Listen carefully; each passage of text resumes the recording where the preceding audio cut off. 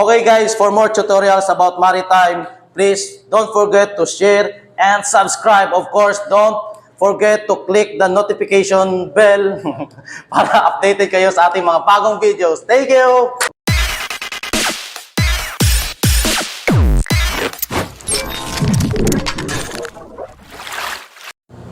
Okay, next natin na gagawa tayo ng ruta. So kapag kayo ay gumawa ng ruta, consider the navigational aids at the same time yung TSS. Now, dito sa area, merong TSS or Traffic Separation Scheme. As per the call regs, now Rule 10, if you are joining the TSS, the angle of joining must be small enough.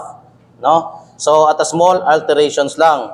And if you are crossing the TSS, it must be right angle to the general direction of the traffic flow. And you must cross at the termination. Okay? Or leave at the termination. So, nasaan yung termination lane? Nandito yung termination lane.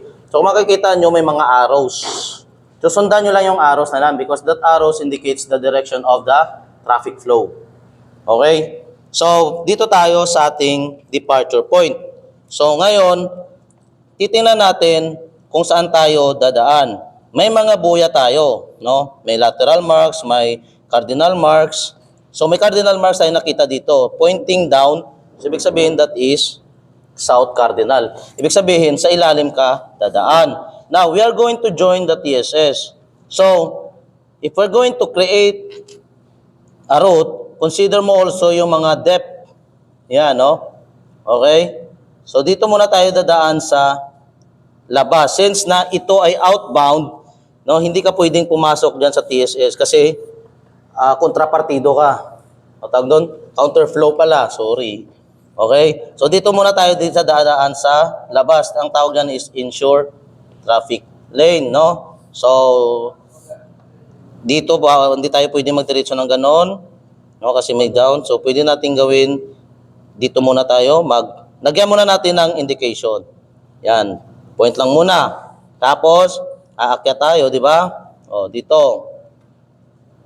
Yan. Sundan natin yung kurbada ng traffic. Tapos, nandito kasi yung termination. So, punta ka dito. So, dito tayo next. Yan. Ayan. Di ba? So, mamaya, i-connect natin yan. Makakabuo tayo ng course line hanggang dito. So, sana yung next? Dito. So, tatawid tayo dito sa kabila. Okay? So, wala namang mga buya. May buya dito na correction. So, dito yung next. Yan, dito yung next. Okay? Then, dito. Then, papasok tayo dito sa TSS. Huwag kayong, sundan nyo yung TSS lagi. Okay? Hanggang dito. Ayan, tapos dito. Ayan, tapos doon na. Ayan. So, di ba? So, marami tayong na-create na waypoints. Okay? Para safe tayo. So, 1. Ito na yung isa. 2. 3. 4. 5. 6. So, meron tayong 6 na waypoints. Ang next natin na gagawin is i-connect natin yung mga waypoints na yan. So from departure, i-connect natin yan. Yan, okay. Ito pa. So, naka-create na tayo ng ating course line, no? So hanggang sa ma-connect mo lahat. So take note this route mo na ito, this is just a guide, no? So, hindi mo talaga 100% na masusunod kasi may mga instances, may mga traffic, may mga makakasalubong ka, ganun. Diba? So, guide lang natin yan, okay? So, ito pa. Ito na yun, okay? So, dumiretso tayo, di ba? So, i-adjust natin dito banda, no? Kasi, natatamaan natin yung traffic separation zone. So guys, take note, ang traffic separation zone dapat avoid natin yan, no? I-avoid ninyo na madadaanan. Ayan, okay? So, tapos, Konti na lang. Yan, ang dami, di ba? Kasi sinusundan natin yung anggulo ng mga TSS. Ayan. Tapos, last is dito. So, nasa termination tayo lumabas. No? Yan. Okay, ang next natin na gagawin, kukunin na natin yung course ng bawat course line. Okay, ano yung magiging course natin? Ano yung magiging heading natin kapag tayo ay pumunta na doon sa ating mga arrival. So, meron tayong total of 6 waypoints. Okay? So, dapat meron din tayong 6 na course. Okay, since kukunin na natin yung course natin, so gagamitan na natin ito ng dalawang triangle ruler. Now, ita-transfer natin itong course line na ito sa compass rose. Doon natin kukunin yung bearing. Okay? So, iraran natin sa pinakamalapit na compass rose. Ito po yung compass rose na tinatawag. So, ang compass rose, gamit yan ay para magkuha ng bearing. Okay? At saka ng course ng ating barko. Okay? Iraran natin doon. Ayan. So, kailangan lagay natin sa gitna. Sige pa. O yan. Tapos, tingnan ninyo kung paano ko ginamit ang, nagalaw. Take 2. Basta nagalaw yan, sigurado yan, inaccurate na yan. Kaya dapat ulitin nyo. Kailangan hindi magalaw, no? Yan, no? Yan. Okay, yan. So, kunting tiis lang kung first timer kayo. Yan. Tapos, mamarkahan nyo na dito. Markahan nyo lang para hindi na magalaw kahit alisin nyo na yan. So, paano natin basahin yun? 7 degrees, 70 degrees dito, 75, 76, 77. So, this is 077 degrees.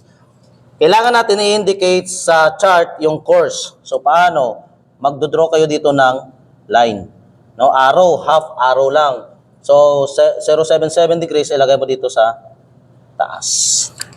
Okay? Ganyan din dito. So, papakita ko lang, dalawa lang muna ipapakita ko para, wag na natin ubusin kasi magtatagalan yung ating video. Charot. Okay, yan. Okay? Okay. So, markahan mo ulit, basahin. 40, so 45, no? So, that is 46. So, around 046. Ganun pa din. 046, ilagay mo dito sa taas. So, yan ang paglagay ng course dito sa chart. Kasi, kapag kayo ay gumagamit na ng chart during navigation, dito talaga tayo titingin sa chart. Okay? So, hindi tayo tumitingin doon sa passage plan form. So, ngayon, ang gagawin natin next is kukunin natin yung distance ng bawat course line. Okay? Yung distance to run. No, yung tatakbuhin natin, ilang distansya yon. So, gamit yung ating compass divider. Okay? So, may-measure natin. Kailangan isa lang yung kamay na nag-aawak ng compass divider supposed to be. No? Then, kung saan kayo na part nagkuha ng distance, doon din kayo kukuha ng, doon din kayo magre-refer sa latitude scale. Now, we are using latitude scale to get our distance. Okay? So, dito tayo banda, so dito tayo kukuha. So, nabasa na natin yung kanina, kung na-reading na tackle na natin kung paano yung reading. So, basahin natin, 1, 2, 3. So, 3.2. No? So, that is 3.2. Okay? So, ilagay natin 3.2 minutes is also equivalent to 3.2 nautical miles. So, ilagay natin dito ang 3.2 nautical miles. Now, take note, nilagay ko is kudlit, no? So, ang symbol niyan, okay, ibig sabihin niyan that is minutes. So, diba sabi ko sa inyo, ang 1 minute is 1 mile. So, ibig sabihin, ang kudlit na yan, it is also referred to the unit of nautical miles. Okay, same thing dito sa next, no? Sa next na course line, ayan. Okay? So, dito ka ulit. Kahit saan ka lang naman mag-start, no? Basta marunong ka mag-count. 1, 2, 3, 4, 5, 6, 7, 8, 9. So, 9.2. Okay?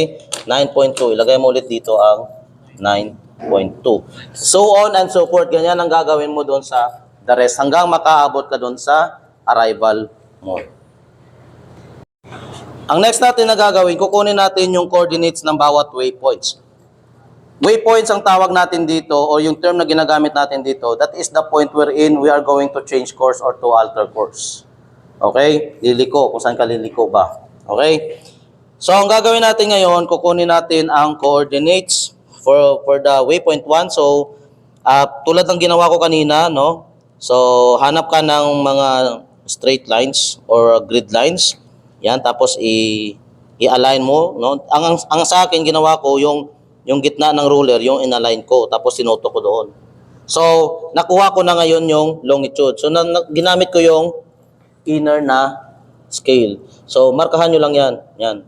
Para mamaya basahin natin. Tapos, gamitin yung compass divider para makuha ninyo yung longitude. Okay, yan. Tapos, dito. Then, dito ako sa taas. No? So, ganyan mo. So, walang lapis yung ating pero tandaan nyo lang yung kanyang marka nandito sa banda. Ayan. So, that is 30 minutes 2. Okay? So, 30.2. Okay. Isulat natin. Okay. Waypoint 1. Waypoint 1. So, latitude is, andito, basahin natin yung latitude. 51 degrees ito.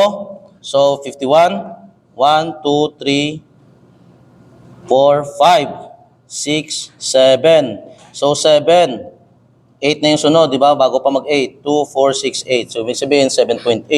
Latitude, 51 degrees, 7.8. 07.8. North. So, ang longitude, babasahin natin yung longitude doon. Longitude, nandito yung longitude natin. So, that is 001 degrees, 30.2. 30.2 minutes east. So, yun yung ating waypoint 1. So, waypoint 2, tingnan natin ulit yung waypoint 2. Hanggang waypoint 2 muna tayo. Latitude, longitude. Yan. Waypoint 2, nandito yung waypoint 2. Ayan, no, malapit lang siya sa scale. Kaya wag niyo lang pahirapan yung sarili niyo pumunta dito sa gilid na scale. Nasa gitna na scale yung gagamitin ninyo. Okay? So, ayan ulit. So, malapit lang siya sa scale natin, so hindi na mahirap, no? So, markahan and gamitin niyo para accurate sa gamitin niya ng compass divider para accurate. Yan, okay. Yan, sige. Okay. Then, measured. So, nasa 40 point. Okay. So, 40.246, no? So, 6 na lang. 65 actually. So, 40.6.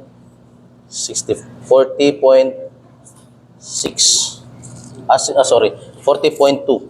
Latitude is, ang latitude natin ay 10 minutes dito, 11, 12, 13, 14. So, 14 point.